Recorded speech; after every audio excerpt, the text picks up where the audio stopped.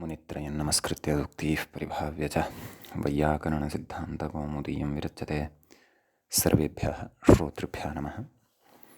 अस्माभिः गतपाठे यद्यत् पठितं तद् एकवारं स्मरामः। वयं वैयाकरणसिद्धान्तकौमुदी इत्याख्यस्य ग्रन्थस्य अच्सन्धिप्रकरणे भवामः। अस्य प्रकरणस्य अस्माकं क्रमे तत्र 38 पाठः गतपाठः प्रवृत्तः। तस्मिन् पाठे वयं प्रादुहोढोढ्यैषैषेषु इति वार्तिके एष्य इति कृदन्तमेव गृह्यते। तत्र एष इति कृदन्तस्य साहचर्यकारणात् न तु क्रियापदं तद् गृह्यते इति अस्मिन् विषये अस्माभिः स्पष्टता कृता।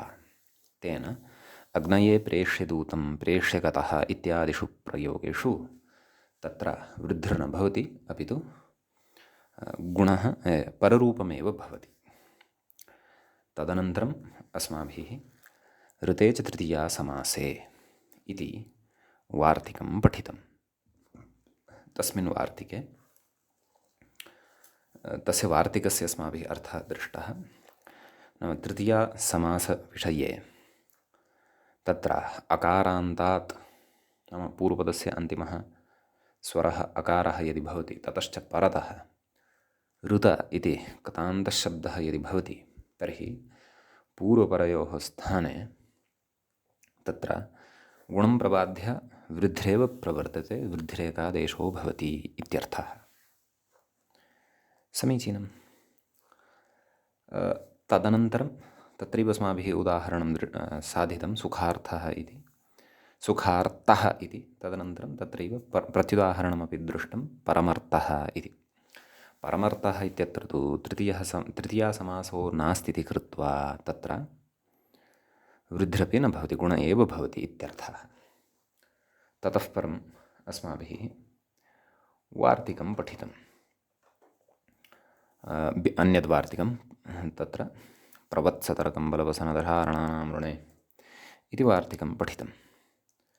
तस्य वार्तिकस्य क्रमशः अस्माभिः प्रारणं, वत्सरारणं, कम्बलारणं, वसनारणं, दशारणं, ऋणारणम् इत्यादीनि उदाहरणानि दृष्टानि। ततः परं तत्रैव अस्माभिः ऋणशब्दस्य विशिष्टः कश्चन अर्थः दृष्टः। नाम दुर्गभूम्यर्थे जलार्थे च ऋणशब्दः भवति। अतः तत्र दशार्णः देशः, दशार्णा नदी इत्यादयः अर्थाः अस्माभिः तत्र दृष्टाः। किञ्च दशार्णः इत्यत्र दशार्णा वा इत्यत्र गुणं प्रबाध्य वृद्धेः विधानम् एतेन वार्तिकेन दृष्टमेव। ततः परम् अस्माभिः सूत्रस्य आरम्भः एव केवलः कृतः। तच्च सूत्रम् उपसर्गादृतिधातौ इति सूत्रम्। समीचीनं। तत्र पदच्छेदः अस्य सूत्रस्य अस्माभिः दृष्टः। नाम पदपरिचयः अस्य सूत्रस्य अस्माभिः प्राप्तः। उपसर्गात् इति पञ्चम्यन्तं भवति, ऋति इति सप्तम्यन्तं भवति, धातौ इति ऋति इत्यस्य विशेष्यपदं भवति। अतः प्रकृते तत्र तदादिविधिः भवति। तदन्तविधिं प्रबाध्य तदपि अचिरेण अस्माभिः ज्ञास्यते। भवतु। एवञ्च साक्षात् वयम् इदानीं व्याख्यायां प्रवेशं कुर्मः। तत्र च व्याख्याता किं कथयति सूत्रार्थस्य करणाय तत्र वयं बुद्धिं कुर्मः। एतावान् विषयस्तु अस्माभिः 38 पाठे गतपाठे पठितः। अधुना 39 अथवा 39 पाठः अचसन्धिप्रकरणस्य तत्र भवति आरब्धः। अस्मिन् पाठे तदेव व्याख्यायामेव वयं प्रविशन्तः स्मः। कथयति व्याख्याता अग्रे। तदेव गतपाठे अन्तिमा पङ्क्तिः दशविधानि ऋणानि जलानि यस्यां नद्यां सा दशार्णा इति विग्रहः। तदनन्तरम् उपसर्गादृति एतावती पठिता आसीत्। ततः परम् अग्रे व्याख्याता किं कथयन् अस्ति तत् पश्यन्तु। आदुगुणः इत्यतः आदिति पञ्चम्यन्तम् अनुवर्तते इति अस्ति। एवं खलु। आदुगुणः इत्यस्मात् आत् इति अ इत्यस्य पञ्चम्यन्तम् अत्र अनुवर्तते, तस्य अनुवृत्तिः वर्तते। समीचीनं। कथयति तच्च उपसर्गविशेषणं। समीचीनं। कस्य विशेषणम्? उपसर्गस्य विशेषणं तद् भवति।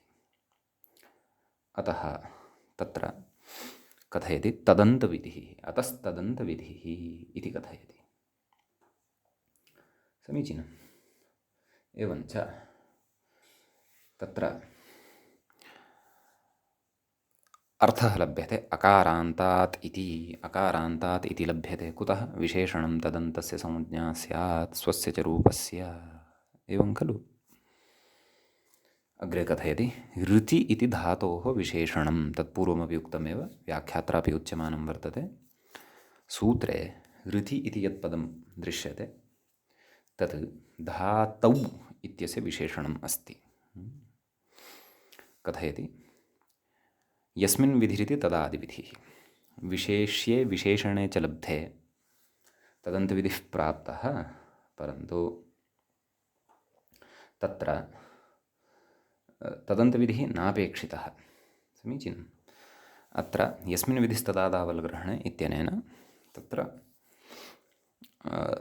अस्माकं तदादिविधिः एव भवति। अयञ्च तदादिविधिः अस्माभिः एते धत्यूट्सु इत्यत्र वा वान्तोयि प्रत्यये इत्यत्र वा प्रयुक्तः।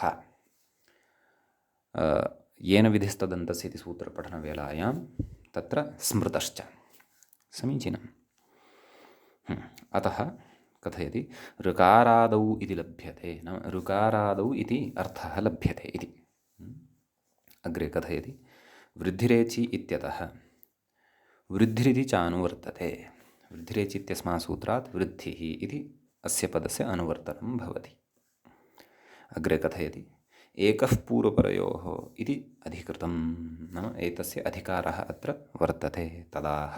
अतः सूत्रार्थम् आह, सूत्रार्थं कथयति। सूत्रार्थे किं कथयति तदर्थं मूले द्रष्टव्यं। पश्यन्तु मूलं। कथयति अवर्णान्तात् उपसर्गात् ऋकारादौ धातौ परे। इदानीं भवता नाम अयं सूत्रार्थः कथं लब्धः अस्ति इति भवतां क्लेशः एव न स्यात्।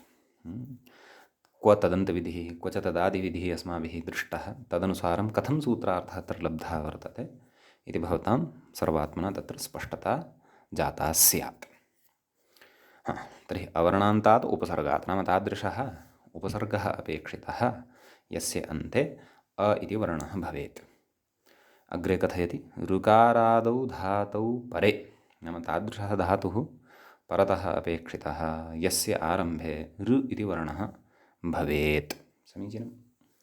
वृद्धिरेकादेशो भवति, वृद्धिरेकादेशः स्यात् इति। नाम पूर्वपरयोः स्थाने वृद्धिरेकादेशः भवति। अयमपि गुणस्य अपवादः एव खलु। यतः आदुगुणः इत्यस्य यानि निमित्तानि सन्ति तानि अत्र सर्वाणि अपि वर्तन्ते एव, परन्तु गुणस्तु अत्र नापेक्षितः। अतः प्रकृते गुणं प्रबाध्य वृद्धिः प्रवर्ततां, तदर्थम् अयम् अपवादः आरब्धः वर्तते। समीचीनम्। आम्। अग्रे कथयति एकादेश इति व्याख्यातारं पश्यन्तु। एकादेश इति पूर्वपरयोः अचोः इति शेषः, नाम एकादेशः द्वयोः खलु स्थाने भवति, तच्च द्वयोः अचोः स्थाने अत्र भवति इति। नाम पूर्वं यः भवति परतश्च यः भवति तयोः स्थाने। समीचीनम्। अग्रे कथयति अन्यथा उपसर्गस्य धातोश्च सर्वादेशः स्यात् इति। नाम एकः पूर्वपरयोः इति यदि न स्यात् तर्हि उपसर्गस्य धातोश्च नाम उपसर्गः यः वर्तते सर्वोऽपि उपसर्गः धातोश्च नाम धातुः यावानपि वर्तते तस्य तयोः उभयोः समग्रयोः स्थाने अपि सर्वादेशः स्यात्। स च कः वृद्ध्याख्यः सर्वादेशः स्यात्। अतः एकः पूर्वपरयोः इत्यनेन नियम्यते। पूर्वं यः वर्तते परतश्च यः वर्तते तस्य स्थाने तयोः द्वयोः स्थाने एव एकादेशः भवतु। एकः इत्येव यदि अधिकारः क्रियेत पूर्वपरयोः इति नोच्येत खलु तर्हि तु तत्र समग्रयोः द्वयोः अपि पदसमुदाययोः स्थाने अथवा पूर्वम् उपसर्गः वर्तते परतश्च धातुः वर्तते तयोः द्वयोः अपि स्थाने तत्र कश्चन एकादेशः सम्प्राप्तः स्यात्। एवमेव अत्रैव न अन्यत्रापि उपेन्द्रं गङ्गोदकम् इत्यत्र यानि यानि अपि उदाहरणानि अस्माभिः दृष्टानि वृद्धौ वा नाम वृद्धिसन्धौ वा कृष्णैकत्वं गङ्गौखः इत्यादीनि यानि सन्ति तत्र सर्वत्रापि पूर्वपरयोः इति अपेक्षितं। समीचीनम्। अतः पूर्वपरयोः इति नोच्येत एकः इत्येव यदि चोच्येत तर्हि तु कदाचित् समग्रयोः तत्र द्वौ शब्दौ यौ स्तः नाम यस्य अन्ते तत्र पूर्ववर्णः उपविष्टः अस्ति यस्य च आदौ परतः विद्यमानः वर्णः यः अपेक्षितः सः उपविष्टः वर्तते तर्हि तादृशयोः द्वयोः शब्दयोः अथवा कस्यचित् उपसर्गस्य कस्यचित् च धातोः स्थाने एव सर्वादेशः स्यात्। परन्तु अनयोः द्वयोः अपि उभयोः सर्वादेशः यथा न स्यात् केवलं तत्र पूर्वपरयोः वर्णयोः स्थाने एव आदेशः स्यात्। तदर्थं पूर्वपरयोः इत्यपि तत्र यथा अधिकारः आगच्छन्नस्ति तस्य अत्र सङ्गतिः यथावत् द्रष्टव्या। यतः सूत्रार्थे किमुक्तम् अवर्णान्तात् उपसर्गात् ऋकारादौ धातौ परे वृद्धिरेकादेशः स्यात्। एकादेशः स्यात् परन्तु कस्य स्यात् पूर्वपरयोः स्यात् इत्यपि वक्तव्यं। तद् स्पष्टत्वात् मूलेन उक्तवान् कः ग्रन्थकारः विषयः स्पष्टः एव अस्ति खलु एषः अतः मूले सः न उक्तवान् परन्तु अत्र सर्वत्रापि एकः पूर्वपरयोः इत्यस्य यः अधिकारः इति अधिकारः यावत्पर्यन्तं गच्छति तत्र सर्वत्रापि एषः विषयः अस्माभिः अवधारणीयः एव बुद्धौ स्थापनीयः एव। समीचीनम्। उत्तमं। तर्हि अग्रे किं कथयति उदाहरणे प्रविशति व्याख्याता अपि उपार्च्छति प्रार्च्छति इति मूले अपि इदम् उदाहरणद्वयं दत्तं खलु। उपऋच्छति ऋच्छ इति धातुः वर्तते स च ऋकारादिः वर्तते। समीचीनं। प्रऋच्छति अत्रापि उपसर्गः वर्तते ऋच्छ इति धातोः ऋच्छति इति तत्र प्रयोगः भवति। समीचीनं। तत्र ऋच्छ इति गत्यर्थकः धातुः भवति अदादिगणस्थः तस्य लट्लकारे प्रथमपुरुषे एकवचने ऋच्छति इति प्रयोगः भवति। अतः उपऋच्छति प्रऋच्छति इति उभयत्रापि वयं पश्यन्तः स्मः यत् अवर्णान्तः उपसर्गः वर्तते उप इति अपरत्र च प्र इति ततः परतः तादृशः धातुः अपि वर्तते यः ऋकारादिः अस्ति। अतः अत्र पूर्वपरयोः स्थाने गुणः प्राप्तः परन्तु गुणं प्रबाध्य अत्र वृद्धिरेव प्रवर्तते इति अस्माभिः ज्ञातव्यं। समीचीनं। कथयति उपऋच्छति प्रऋच्छति इति स्थिते गुणे प्राप्ते नाम गुणः अत्र प्राप्तः भवति तदेव अनेन वृद्धिरपरत्वम् अनेन सूत्रेण वृद्धिः भवति रपरत्वं भवति। एवञ्च उपऋच्छति इत्यवस्थायाम् अ ऋ अनयोः द्वयोः वर्णयोः स्थाने आर् इति वृद्धिः भवति। अतः उप आर् छति एकादेशः कः अस्ति अत्र आर् इति एकादेशः अस्ति अतः उपार्च्छति इति प्रयोगः भवति। एवमेव पर आर् प्रार्च्छति प्रार्थति इत्यत्रापि आर् इति एकादेशः भवति। समीचीनम्। एतस्य सूत्रस्य एतावदेव कार्यम्, इदमेव च अत्र उदाहरणं। परन्तु एतत् उदाहरणद्वयम् आदाय ग्रन्थकारः महता चातुर्येण उत्तमम् अवसरं पश्यन् शास्त्र्याम् अन्याम् अपि विशिष्टां काञ्चिद् व्यवस्थां बोधयितुम् अधुना उपक्रमते, आरभते। यथा अस्माभिः पूर्वं दृष्टं खलु, एकं सुध्युपास्यः इति उदाहरणमादाय कियन्तः सिद्धान्ताः ग्रन्थकारेण अस्माकं कृते बोधिताः। ग्रन्थकर्तॄणां सा शैली भवति। वस्तुतः अस्माकं प्राचीनशैली एषा, ऋषीणां शैली भवति।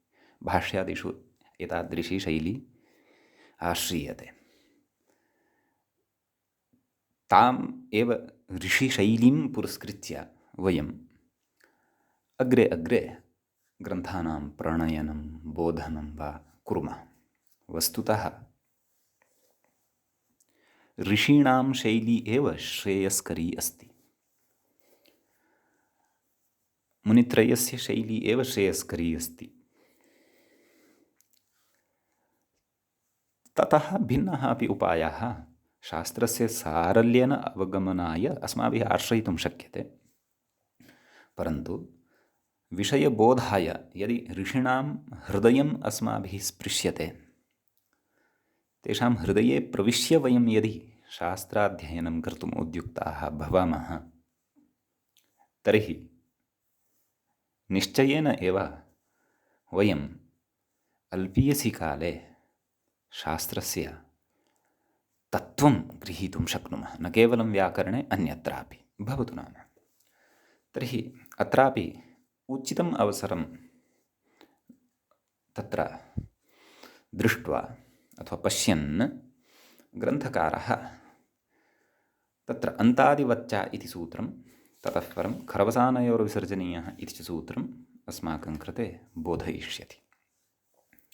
अहं चिन्तयामि इतः पूर्वं प्रकरणेषु यत्र यत्रापि अस्माभिः अन्तादिवच्चा इति सूत्रमादाय चर्चा कृता, तत्र च मया श्रोतॄणां कृते यः निर्देशः दत्तः यत् अन्तादिवच्चा इत्यत्र गत्वा लिखन्तु, तत्र अवगत्य वयम् एतं विचारं पुनः द्रक्ष्यामः। अतः भवन्तः अधुना अन्तादिवच्चा इति सूत्रं सम्यक् अवगत्य पूर्वं यत्र यत्र अन्तादिवच्चा इति सूत्रचर्चा जाता आसीत् तत्र पुनः एकवारं पुस्तकम् उद्घाट्य तत्र समन्वयनं कृत्वा एतं विषयम् इतोपि दृढीकरिष्यन्ति। भवतु। एवञ्च वयं साक्षात् एतत् सूत्रं प्रति प्रविशामः। षष्ठः अध्यायः वर्तते। तत्र प्रथमः पादः वर्तते। तत्रापि 85तमं सूत्रं वर्तते। समीचीनं सूत्रं वर्तते अन्तादिवच्चा इति। सूत्रे प्रवेशात् पूर्वम् अवतरणिका उपस्थाप्यमाना वर्तते, व्याख्यात्रा। तां पश्यामः। अथ तस्य रेफस्य नाम गतपङ्क्त्या सम्बन्धः वर्तते। किमुक्तं तत्र? उपरुच्छति, प्ररुच्छति इति स्थिते गुणे प्राप्ते अनेन वृद्धिः रपरत्वं नाम रपरत्वं भवति। समीचीनं। वृद्धिः नाम वृद्धिरेकादेशः, वृद्धिः इत्याख्यः एकादेशः इत्यर्थः। स च एकादेशः अस्माभिः अत्र कः विहितः इति चेत् आर् इति विहितः। तस्य अन्ते कः वर्तते? रेफः वर्तते। तद्रेफविषये कथयति अत्र पङ्क्तौ। किं कथयति? अथ तस्य रेफस्य नाम आर् इति एकादेशः यः विहितः, तस्य यः रेफः, तस्य रेफस्य पदान्ते विहितं विसर्गम् आशङ्कितुं नाम तत्र आर् इति यः आदेशः कृतः सः कस्यचित् पदस्य अन्ते भवति भोः। पदस्य अन्ते कथं भवति तद् वयम् अग्रे ज्ञास्यामः। अतः पदान्ते विहितं विसर्गमाशङ्कितुं पदान्ते यदि सः आर् इति एकादेशस्य रेफः वर्तते तर्हि खरवसानयोर्विसर्जनीयः इत्यनेन तस्य विसर्गः स्यात्। समीचीनं। परन्तु यौ प्रयोगौ अस्माभिः साधितौ किं तत्र विसर्गः श्रुतो वा इति चेत् नैव। तत्र तु रेफः एव श्रूयते। उपार्च्छति, प्रार्च्छति, उपाह्च्छति अथवा प्राह्च्छति, एवं तु प्रयोगः न इष्टः न च अस्माभिः तथा साधितः एव। समीचीनम्। अतः कथयति रेफस्य पदान्ते विसर्गं विहितं विसर्गम् आशङ्कितुं तस्य पदान्तत्वसाधनाय आह। तर्हि इदानीं भवतां जिज्ञासा स्यात्, भोः आर् इति रेफः कथं पदान्ते? एवं खलु। यतः पदान्ते यदा सः रेफः लप्स्यते ततः परमेव खरवसानयोः अवसाने विद्यमानः एषः रेफः यः तस्य रेफस्य विसर्गः स्यात्। परन्तु तत्र पदान्तत्वं कथं? पदं तु उपार्च्छति इति अस्ति, तस्य पदस्य अन्ते इकारः अस्ति।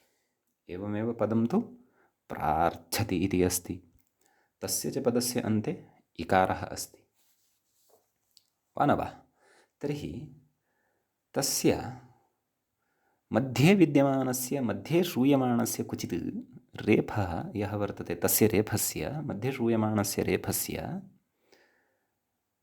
कथं पदान्तत्वं? यतः पदान्तत्वे सति खलु तत्र खरवसानयोर्विसर्जनीयः इत्यनेन विसर्गः स्यात्। खरवसानयोर्विसर्जनीयः इत्यस्य सामान्यः परिचयः अस्माकम् अस्ति, विशेषेण तु अचिरेण भविष्यति। विरामोवसानम् इत्यत्र तद्विषये चर्चा प्रवृत्ता वर्तते। किञ्चित् पूर्वज्ञानमपि अस्माकं तत्सूत्रसम्बद्धं स्यादेव। नापि अस्ति तर्हि किञ्चित् पूर्वं यत् श्रुतं विरामोवसानम् इत्यत्र तस्य कश्चन संस्कारः अस्माकं बुद्धौ स्यात्, कश्चन संस्कारः अग्रे इतोपि उद्भावितः भविष्यति। भवतु। तर्हि तदेव कथयति व्याख्याता, कथयति तस्य नाम तस्य कस्य तस्य रेफस्य पदान्तत्वसाधनाय नाम तस्य पदान्तत्वसाधनयुक्तिः या वर्तते तद्युक्त्यर्थम् आह नाम कथयति। किं कथयति? तद् वदन्नस्ति। किम्? अन्तादिवच्च इति। तत्र अन्तादिवत् च सूत्रस्य पदच्छेदः आदौ अस्माभिः द्रष्टव्यः। अन्तादिवत् इति प्रथमं पदं वर्तते, अव्ययपदं तद्भवति। समीचीनं। च इत्यपि अव्ययपदमेव अस्ति, एवं किल? तत्र अन्तादिवत् इति प्रथमं यद् अव्ययपदं वर्तते तद् अव्ययत्वं कथं भजते, कश्च तत्र विग्रहः इत्यपि अत्रैव विषयस्य स्पष्टीकरणस्य अपेक्षा वर्तते। तत्र विग्रहः इत्थं भवति, अन्तश्च आदिश्च अन्तादि इति इतरेतरयोगद्वन्द्वः भवति। ताभ्याम् अन्तादिभ्यां तुल्यम् अन्तादिवत्। समीचीनम्। अन्तादिशब्दात् तेन तुल्यं क्रिया चेद्वतिः इति तद्धितेषु तत्र सूत्रं पठिष्यते। तेन सूत्रेण वतिप्रत्ययः विधीयते। वतिप्रत्ययान्ताः भवन्ति ये शब्दाः तेषाम् अव्ययत्वं भवति। कथञ्च भवति तदपि वयम् अव्ययप्रकरणे पठिष्यामः। समीचीनं। सद्यः तद्धितश्चासर्वविभक्तिः इति बुद्धौ स्थापयितुं शक्नुमः। अस्तु। तर्हि अन्तादिवत् अत्र एवं विग्रहः कृतः। च इति तु अव्ययपदम् अस्त्येव। एकः पूर्वपरयोः इति अधिकारः अत्र लभ्यते। अयमपि अतिदेशः भवति। अतिदेशसूत्रमिदं यथा स्थानिवदादेशो नल्विधौ इति। एवञ्च व्याख्यातारं पश्यन्तु, सः किं कथयति। ततः अपि पूर्वं पुनः स्मारयितुम् इच्छामि। एतेन सूत्रेण यः एकादेशः अस्माभिः गतयोः द्वयोः उदाहरणयोः सम्पादितः आर् इति, तत्र विद्यमानस्य रेफस्य पदान्तत्वं सिद्धं भविष्यति। एवं खलु, तत्र अस्माभिः द्वयोः पदयोः मिथः तत्र सन्धिकार्यं कृतं वर्तते। एकं पदम् उप, द्वितीयं पदं ऋच्छति इति। एवं खलु, उप इत्यस्य गतिसंज्ञा अपि भवति इति कृत्वा गतिसंज्ञकानां शब्दानां तत्र क्रियापदैः सह अथवा क्रियापदेभ्यः पूर्वं प्रयोगः भवति। तदपि वयं ते प्राग्धातोः इति सूत्रपठनवेलायां पठिष्यामः। ते के? ते गत्युपसर्गसंज्ञाः, संज्ञकाः इति। समीचीनं। परन्तु एकादेशः यः कृतः आर् इति, तस्य पदत्वं तस्मिन् विद्यमानस्य रेफस्य वा पदान्तत्वम्, आर् इत्यस्य पदत्वम् अस्ति वा न वा इत्यपि स्पष्टी भविष्यति विषयः। परन्तु आर् इत्यत्र अस्माकं मुख्यं प्रयोजनं किम्? आर् इति यः एकादेशः, तस्य अन्ते विद्यमानः यः रेफः, तस्य पदान्तत्वं कुतः इति। तस्य च पदान्तत्वम् एतेन सूत्रेण साधयिष्यते। तर्हि इतः परम् अस्माभिः किं कर्तव्यं वर्तते? एकादेशः यः आर्, तस्य विद्यमानस्य रेफस्य पदान्तत्वं सम्पादनीयं। पदान्तत्वानन्तरं वयं खरवसानयोर्विसर्जनीयः इत्यनेन सूत्रेण तस्य विसर्गप्राप्तिं दर्शयिष्यामः। विसर्गः तु अत्र नेष्टः। ततश्च अग्रिमया युक्त्या केनचन विशिष्टेन निर्देशेन तत्र अस्माभिः खरवसानयोर्विसर्जनीयः इत्यनेन प्राप्तः विसर्गः वारयिष्यते। नाम अत्र विसर्गः नापेक्षितः, परन्तु सः विसर्गः प्राप्तः वर्तते, परन्तु तस्य निवारणमग्रे करिष्यते। परन्तु तथा चेत् अन्तादिवच्च इत्यस्य खरवसानयोर्विसर्जनीयः इत्यस्य च किं प्रयोजनम् इति चेत् अनयोः द्वयोः यत्र प्रयोजनमस्ति तानि स्थलानि अपि अस्माभिः इतः अग्रे विवरणे अथवा व्याख्यायां ज्ञास्यते। समीचीनम्। अतः तत्र प्रविशामः व्याख्यां। किं कथयति? एकः पूर्वपरयोः इति सूत्रम् अनुवर्तते। तस्य सूत्रस्य अत्र अनुवर्तनम् अस्ति। कथयति? यथासङ्ख्यपरिभाषया अन्तादिवत् इत्यस्य क्रमेण अन्वयः। समीचीनम्। यद्यपि यथासङ्ख्यमनुदेशः समानाम् इति एषा परिभाषा ये तावता न पठिता, नाम मूलेन पठिता, परन्तु असकृतचर्चिता, तस्याः परिचयः भवतां स्यादेव। पठिष्यते तु यवलपरे यवलावेति वक्तव्यमिति वार्तिकपठनसमये। अस्तु, तर्हि एकः पूर्वपरयोः इति अनुवृत्तं खलु। तत्रापि विषयद्वयं वर्तते। किं? पूर्वपरयोः। अत्रापि विषयद्वयं वर्तते, अन्तादि। नाम अन्तादिवत् इत्यत्र विषयद्वयम् उक्तम्, अन्तादि इति।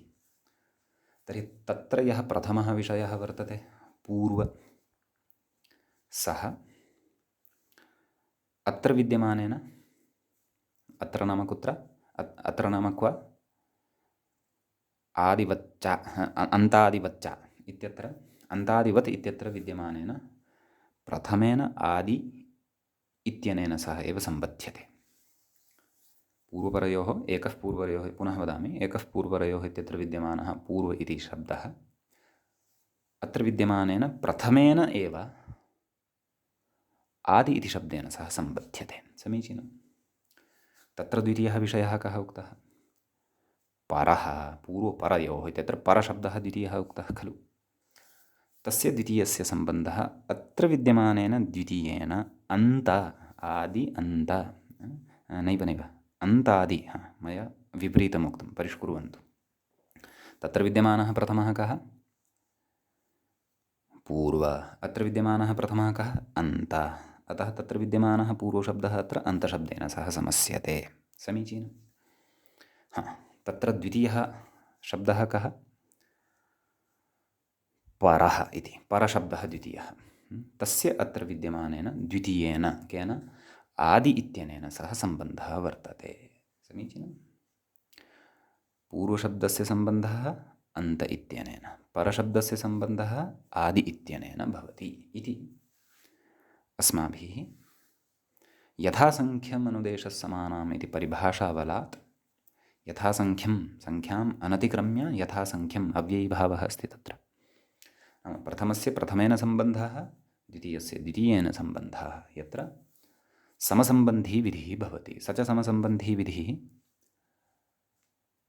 आदेशेषु स्थानेषु अपि परिगणयितुं शक्यते, आदेशेषु निमित्तेषु अपि परिगणयितुं शक्यते, एतादृशस्थाने अपि परिगणयितुं शक्यते। समीचीनं। सः एव अभिप्रायः अस्याः पङ्क्तेः। कस्याः? यथासङ्ख्यपरिभाषया अन्तादिवदित्यस्य क्रमेण अन्वयः। अग्रे कथयति। ततश्च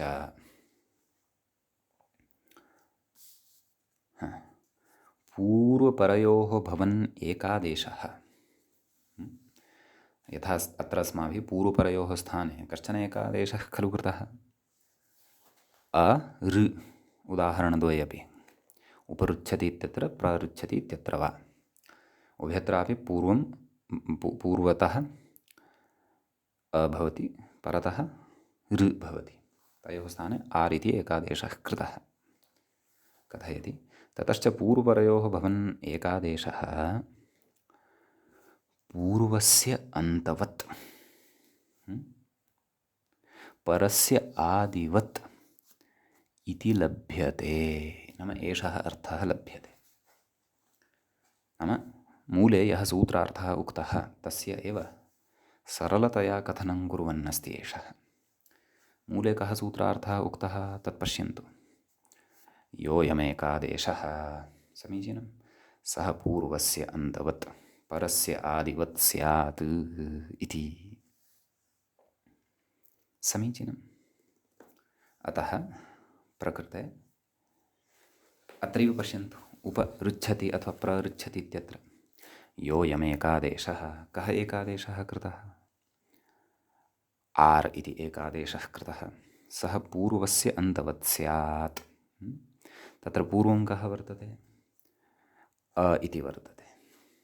परतः कः वर्तते? ऋ इति वर्तते। अतः तस्य पूर्वस्य अन्तवत्, तस्य अन्तवत् एषः आर् इति एकादेशः भवति। समीचीनं। नाम उप इत्यत्र अन्ते यः अ, तस्य अन्तवत् भवति एषः एकादेशः। समीचीनं। तत्र उप इति च एकं किमपि पदं वर्तते, तस्य पदस्य अन्ते अ वर्तते। समीचीनम्। अतः तस्य अन्तवत् एषः एकादेशः भवति। अपि च किमुक्तं? पूर्वस्य अन्तवत् परस्य आदिवत् खलु। परतः कः वर्तते? परतः ऋ, अस्य स्थाने खलु कृतः कः? एकादेशः। अतः तस्य आदिवत् भवति। समीचीनम्। अतः अत्र अयं विषयः अवधातव्यः। यद्यपि उदाहरणेषु तु इतोपि विषयः स्पष्टः भविष्यति। यद्यपि अस्माभिः अत्र उभयोः स्थाने आर् इति एकादेशः कृतः भवति। समीचीनं। परन्तु ययोः द्वयोः स्थाने अयम् आर् इति एकादेशः कृतः, तयोः मध्ये पूर्वः कः, परः च कः आसीत् इति चेत् पूर्वः अ इति आसीत्, परतः ऋ इति आसीत्। तर्हि तस्य एव पूर्वं विद्यमानस्य अन्तवत् एषः एकादेशः भवति। अयमेव अतिदेशः वर्तते अथवा अध्यारोपः वर्तते। समीचीनं। यः यथा नास्ति तस्य तथात्वेन करणम् अतिदेशः इत्युच्यते। समीचीनम् इति उच्यते। तर्हि अत्रैव अहं वक्तुम् इच्छामि, एषः आर् इति देशः, आर् इति एकादेशः पूर्वस्य अन्तवत् यदि उच्येत तर्हि पूर्वं कः अ, तस्य अन्तवत् एषः भविष्यति। समीचीनं। यदि परस्य आदिवत् इत्युच्येत तर्हि परः यः वर्तते कः, ऋ इति वर्णः, यः स्थानिरूपः आसीत् तस्य आदिवत् एषः एकादेशः भविष्यति। किं प्रयोजनं? प्रयोजनं तु अचिरेण ज्ञास्यते। यद्यपि अत्र अपि तस्य प्राप्तिः भवत्येव, नाम उपार्च्छति प्रार्थति इत्यत्रापि आर् इति यः एकादेशः सः पूर्वस्य अन्तवत् अथवा परस्य आदिवत् भवति एव, परन्तु सः नापेक्षितः इति तु वयम् अग्रे द्रक्ष्यामः। समीचीनं। सद्यः वयम् अत्र व्याख्याता अस्य एकादेशस्य विषये इतोपि यद् वदन्नस्ति तत्किञ्चित् श्रुत्वा तदनन्तरम् उदाहरणं द्रक्ष्यामः। यतः अनयोः पूर्वस्य अन्तवद्भावस्य वा परस्य आदिवद्भावस्य वा इति एतादृश अतिदेशयोः अनयोः प्रयोजनमादौ स्पष्टतया द्रष्टव्यं। नाम केषु उदाहरणेषु अस्य अन्तादिवच्च इति सूत्रस्य प्रवृत्तिः भवति। उदाहरणेषु प्रवृत्तिं यदि आदौ अवगच्छामः तर्हि प्रकृते अपि उपार्च्छति इत्यत्र कथं प्रवृत्तिः जायमाना अस्ति सः विषयः तु स्वतः एव स्पष्टः भवति।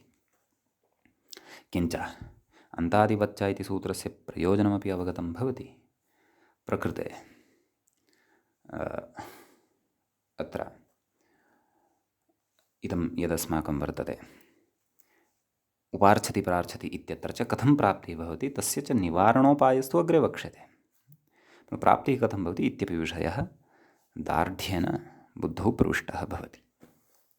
अस्तु, ततः पूर्वम् एकादेश नाम एतद् अतिदेशविषये इतोपि यत् अत्र स्पष्टतां कुर्वन् अस्ति व्याख्याता तं पश्यामः। यद्यपि सूत्रार्थे यावान् विशेषः सः तु समाप्तः अस्ति, इतोपि सूत्रार्थमेव स्पष्टीकुर्वन् अग्रे इतोपि प्रतिपादयन् अस्ति एषः व्याख्याता।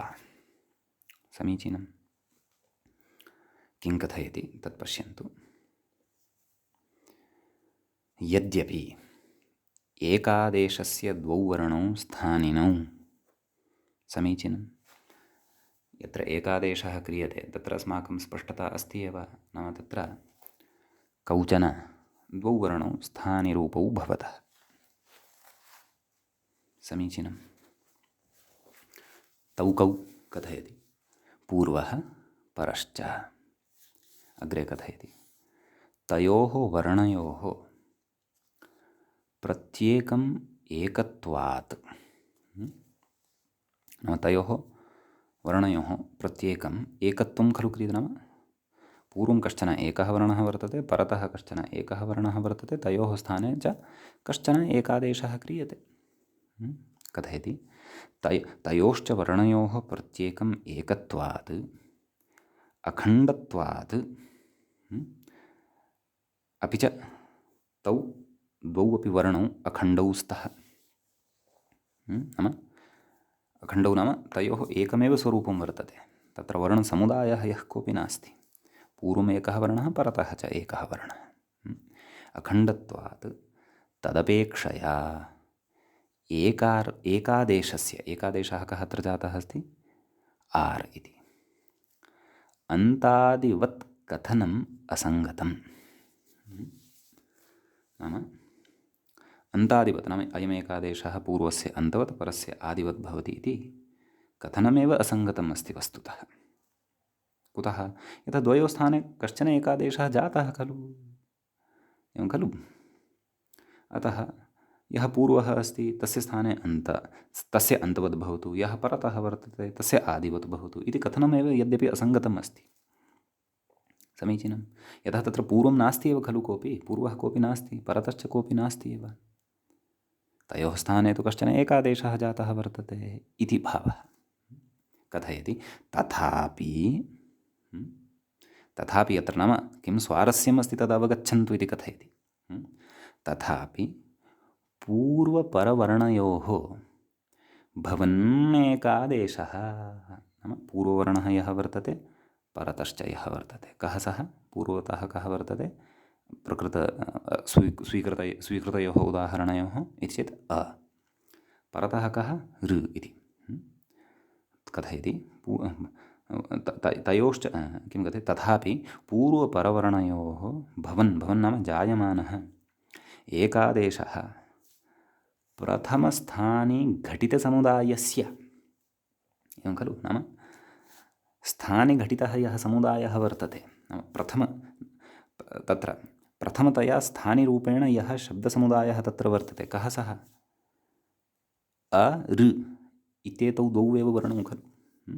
तादृशसमुदायस्य पूर्वस्य यः अन्तः प्रथमस्थाने, नाम पूर्वस्य यः अन्तः नाम अन्ते विद्यमानः यः वर्तते, प्रथमस्थाने घटितसमुदायः तत्र कः वर्तते? उप इति। तस्य अन्तः कः वर्तते? अकारः इति।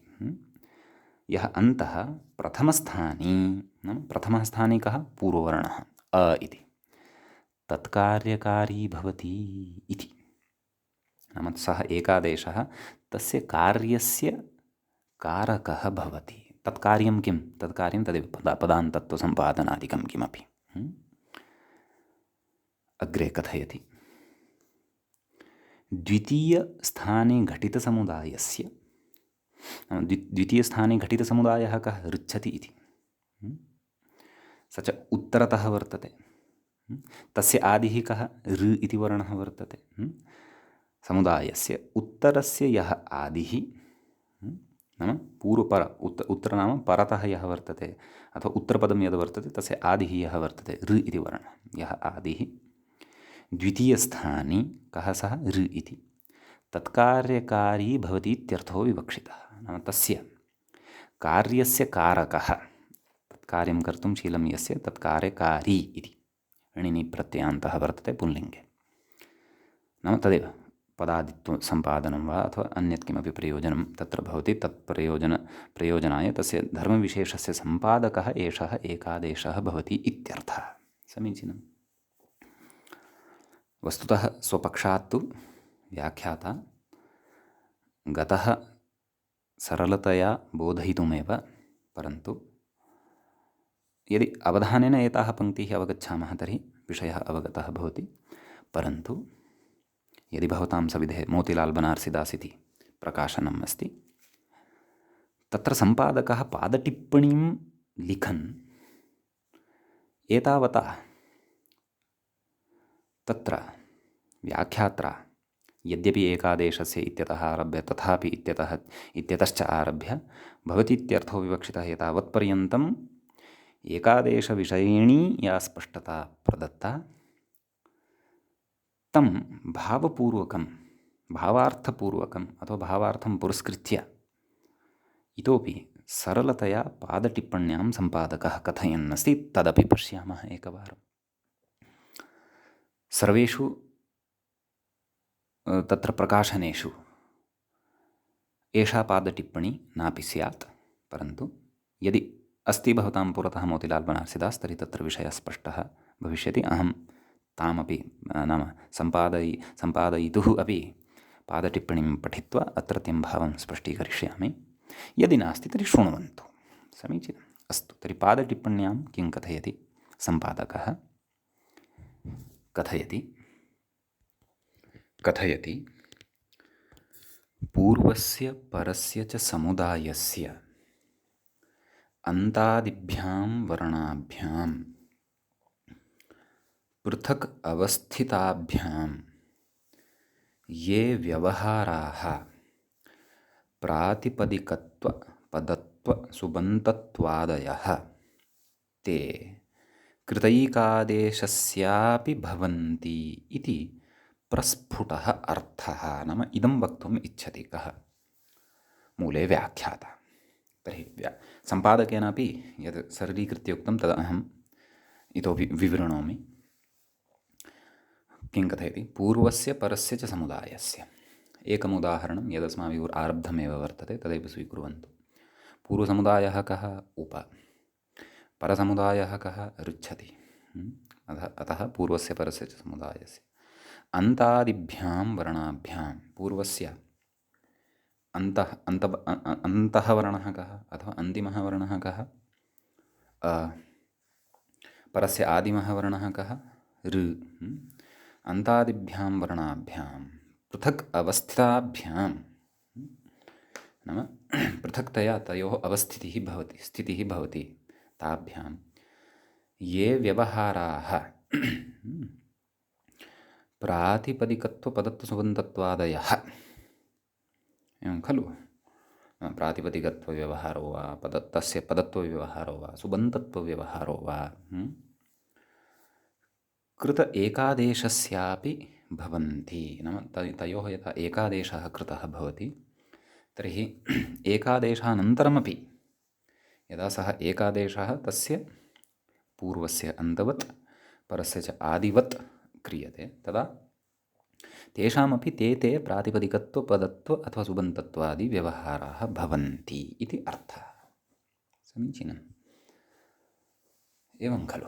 तर्हि इति तत्र अन्तादिवच्च इत्यस्य सूत्रस्य तत्र अर्थस्पष्टता इतोपि विस्तृतैः वचोभिः व्याख्यात्रा कृता। इदानीम् अस्माभिः अग्रे उदाहरणं द्रष्टव्यं वर्तते। एतावता सूत्रं दृष्ट्वा सूत्रस्य अर्थं दृष्ट्वा तस्य च सरलतया अवगमनं च कृत्वा काचित् कल्पना अस्माकं बुद्धौ आगता। नाम एतेन सूत्रेण किम् उच्यते अथवा किम् उच्यमानम् अस्ति इति काचित् कल्पना अस्माकं बुद्ध्यारूढा जाता। इतोपि अस्य सूत्रस्य प्रयोजनम् अथवा यत्किञ्चित् अवशिष्टम् अस्ति यत् अवगमनं तद् अवगमनं पूर्णतया सम्पन्नतां यास्यति यदा वयम् उदाहरणे अस्य सूत्रस्य सङ्गतिं द्रक्ष्यामः, उदाहरणं साधयिष्यामः। सूत्रेण कार्यद्वयं क्रियते इति स्मरन्तु। यद्यपि अतिदेशः तु समानः एव। आर् इति यः एकादेशः जातः अथवा तत्तत् एकादेशे तत्तद्वयोः स्थानिनोः स्थाने यः एकादेशः भवति तत्तु सर्वत्र नाम अतिदेशविषयः एव अत्र सर्वत्रापि पूर्वपदयोः एकादेशे कृते भवति। परन्तु सः एकादेशः भिन्नः भवितुमर्हति। अत्र आर् एकादेशः वर्तते, उप इन्द्र इत्यत्र ए इति एकादेशः वर्तते, गङ्गा उदकम् इत्यत्र ओ इति एकादेशः वर्तते प्रकृते तु। तत्र आर् इति एकादेशः वर्तते, परन्तु स च तत्र द्विविधतया क्रियते। कथं? पूर्वस्य अन्तवत् इति एकं कार्यं, परस्य आदिवत् इति अपरं कार्यम् एतेन सूत्रेण क्रियते। नाम सः एकादेशः पूर्वस्य अन्तवत् भवति, परस्य च आदिवत् भवति इति। समीचीनं। तर्हि किं सर्वत्रापि एतत् अतिदेशद्वयमपि भवति वा इति चेत् न। वयं लक्ष्यं दृष्ट्वा एतत् अतिदेशद्वयं कुर्मः। यत्र लक्ष्यसिद्धिः पूर्वस्य अन्तवद्भावेन जायमाना वर्तते तत्र पूर्वस्यान्तवद्भावाख्यम् अतिदेशं कुर्मः। यत्र लक्ष्यसिद्धिः नाम प्रयोगसिद्धिः, यत्र लक्ष्यसिद्धिः परस्य आदिवत् परस्य आदिवद्भावातिदेशेन जायमाना भवति, तत्र वयं परस्यादिवद्भावं कुर्मः। उभयोः अपि अतिदेशयोः एकस्मिन् एव उदाहरणे प्रवृत्तिः तु प्रायः न भवति। सद्यः मम ज्ञाने तु नास्ति। अग्रे तादृशम् उदाहरणम् आगमिष्यति यदि सद्यः तद् मम स्मरणे नास्ति, यदि आगमिष्यति द्रक्ष्यामः। सद्यः तु वयम् अत्र पूर्वस्य अन्तवद्भावस्य प्रथमतया उदाहरणं द्रक्ष्यामः, ततः परस्य आदिवद्भावातिदेशस्य पश्चात् उदाहरणं द्रक्ष्यामः। समीचीनं। नाम अन्तादिवच्च इत्यस्य सूत्रस्य प्रयोजनं किम् एतेन क्रियते? किं क्रियते इति तु वचोभिः श्रुतं तावदेव, परन्तु तस्य विनियोगः एतावता न कृतः वर्तते। विनियोगस्थलम् अधुना अस्माभिः अत्र स्वीक्रियते। समीचीनं। कथयति अग्रे व्याख्यातारमनुसरन्तु। तत्र पूर्वान्तवत्वे यथा, सूत्रेण कार्यद्वयं क्रियते खलु, सूत्रार्थं पश्यन्तु पुनरपि अवधानेन। योऽयमेकादेशः सः पूर्वस्य अन्तवत् इति एकं कार्यम्, अर्थात् पूर्वस्य अन्तवद्भावः इति एकं कार्यं, परस्यादिवद्भावः इति द्वितीयं कार्यं। तर्हि तत्र प्रथमं यत् कार्यं क्रियते तस्य उदाहरणम् अस्माभिः दृश्यते। तत्र पूर्वान्तवत्वे यथा उदाहरणं दीयते किं? क्षीरपेण इति। कथयति क्षीरप इन इति स्थिते आद्गुणः इत्येकादेशः एकारः। समीचीनं। वयं जानीमः आदौ तु क्षीरप इति शब्दस्य एव सिद्धिं कुर्मः। क्षीरं पिबति इति क्षीरपः उपपदसमासः भवति। तं समासं वयं कृदन्तप्रकरणे आदौ तं समासम् आदौ समासप्रकरणे पठिष्यामः। तत्समाससम्बद्धां कृदन्तव्यवस्थां च वयं विस्तरेण कृदन्तप्रकरणे द्रक्ष्यामः। सद्यः अर्थं मनसि निधाय क्षीरप इति शब्दस्य विमर्शं कुर्मः। समीचीनं। क्षीरप इति शब्दः अकारान्तः, नाम क्षीरं पिबति इति क्षीरपः। समीचीनं। तस्मात् शब्दात् तृतीयायां विभक्तौ एकवचने कः प्रत्ययः? स्वौजसमूढषष्ठाभ्यां बिस् इत्यनेन टा इति प्रत्ययः, इत्यादिना सूत्रेण टा इति प्रत्ययः। का स्थितिः? क्षीरप टा टाङ्गसामिनात् स्याः इति सूत्रमग्रे पठिष्यते। तेन सूत्रेण अत्र टा स्थाने इनादेशः भवति। समीचीनं। यथा राम इन रामेण णत्वं भवति रामेण इति, तद्वद् अत्रापि। अतः क्षीरपेन गुणः भवति खलु, आदगुणः। क्षीरप इन इत्यवस्थायां पूर्वं कः वर्तते? अकारः। कः सः? पकारोत्तरवर्ती अकारः। परः कः वर्तते? इकारः। कः सः? तत्र नकारात् पूर्वं विद्यते यः इ, सः इन इत्यत्र। इन इति प्रत्ययसमुदायस्य आद्यः इ इति परस्य आदिः भवति। पूर्वः अत्र क्षीरप इति शब्दसमुदाये विद्यमानः, क्षीरप इति वर्णसमुदाये विद्यमानः अन्त्यः अ इति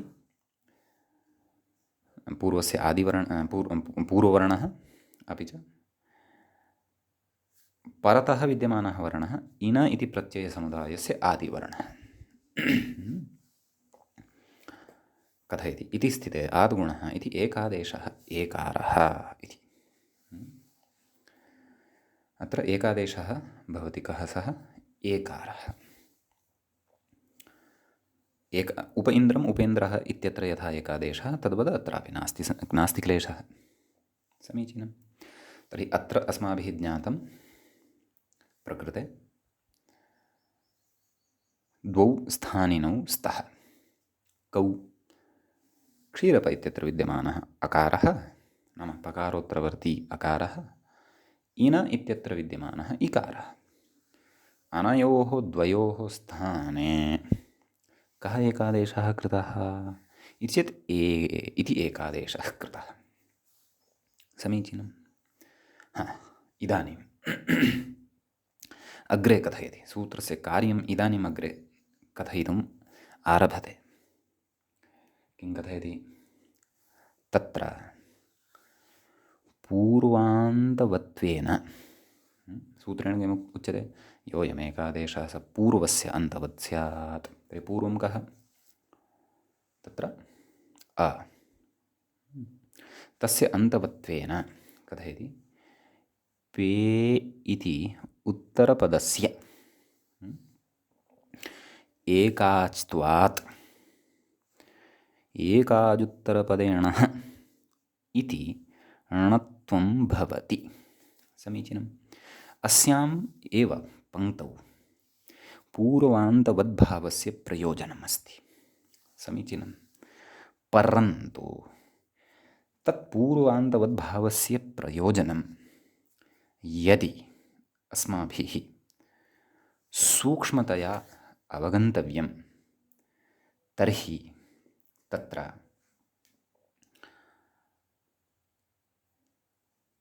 विषयद्वयमत्र अवगन्तव्यं भविष्यति। क्षीरप इति शब्दे कति पदानि सन्ति इति एकः विषयः। अपरश्च विषयः तत्र एकाजुत्तरपदेण इति यत् सूत्रम् अस्माभिः अग्रे पठिष्यते, समासप्रकरणे पठिष्यते, तस्य सूत्रस्य अर्थः समीचीनं।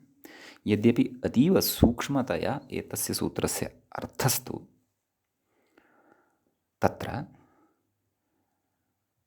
समासप्रकरणे एव पठिष्यते, परन्तु अत्रत्यस्य विचारस्य स्पष्टीकरणाय यावान् अर्थः अपेक्षितः सः तु एकाजुत्तरपदेन इत्यस्य अस्माभिः नूनमेव ज्ञातव्यः। अन्यथा पूर्वान्तवद्भावस्य प्रयोजनं साधयितुं यदुदाहरणम् अस्माभिः स्वीकृतं वर्तते तत्र पूर्णतया स्पष्टता नैव भविष्यति। समीचीनम्। अस्तु, तर्हि मया किं विषयद्वयं ज्ञातव्यम् इत्युक्तम्? आदौ क्षीरप इत्यत्र कति पदानि सन्ति, अस्मिन् शब्दे कति पदानि सन्ति इति। तर्हि आदौ भवताम् अत्र जिज्ञासा स्यात्, किं भोः एकस्मिन् शब्दे अपि किम् अनेकं पदं भवितुम् अर्हति वा? यद्भवान् एवं पृच्छति कति पदानि सन्ति इति। क्षीरप इति एकस्मात् शब्दात् अथवा प्रातिपदिकात् भवता इन इति प्रत्ययः खलु कृतः। अतः अत्र कथं नाम जिज्ञासा जायते भवतः वचनं श्रुत्वा, क्षीरप इत्यत्र कथम् अनेकं पदं भवितुम् अर्हति इति चेत् समासः एषः। कः समासः? उपपदसमासः। समासे कदापि एकं पदं भवितुं नार्हत्येव। अवगम्यते वा न वा? समासः यदि कर्तव्यः तर्हि अवरतः अर्थात् मिनिमम् न्यूनातिन्यूनं पदद्वयम् अस्माकं सविधे अपेक्षितं। समीचीनं। ततः अधिकानि पदानि यावन्ति वा भवेयुः तत्र सन्दर्भानुसारेण सङ्गत्यनुसारं वा तत्र समासः भवितुम् अर्हत्येव। समीचीनम्। अतः क्षीरप इत्यत्र पदद्वयं कथमस्ति इति एतं विषयं, किञ्च एकाजुत्तरपदेन इत्यस्य सूत्रस्य अर्थञ्च वयम् अग्रिमे पाठे पठिष्यामः। तत्रैव च पूर्वान्तवद्भावस्य प्रयोजनमपि द्रक्ष्यामः। एतत् श्रुत्वा एतावत् श्रुत्वा यदि भवतां समयः लभ्यते, पुस्तकस्य अग्रिमश्च भागः यदि भवतां हस्ते अस्ति तर्हि अद्य एकाजुत्तरपदेन इत्यस्य सूत्रस्य अर्थं किञ्चित् द्रष्टुं प्रयासं कुर्वन्तु। तस्य कानि कानि उदाहरणानि भवन्ति तानि पश्यन्तु। तत्र केषां केषां पदानाम् अनुवर्तनं भवति, कथं तस्य सूत्रार्थः सिद्धः भवति इति रिक्तकाले पश्यन्तु। श्वस्तनपाठे भवतां तत्र काचित् सरलता भविष्यति एतस्य विचारस्य अवगमनाय। एवञ्च अद्यतनपाठः अत्रैव उपसंह्रियते, मङ्गलं क्रियते। मुनित्रयं नमस्कृत्य दुक्तिः परिभाव्य च वैयाकरणसिद्धान्तकौमुदीयं विरच्यते। एवञ्च अत्सन्धिप्रकरणस्य तत्र 29 पाठः एषः सम्पन्नतां गतः। नमः सर्वेभ्यः श्रोतृभ्यः।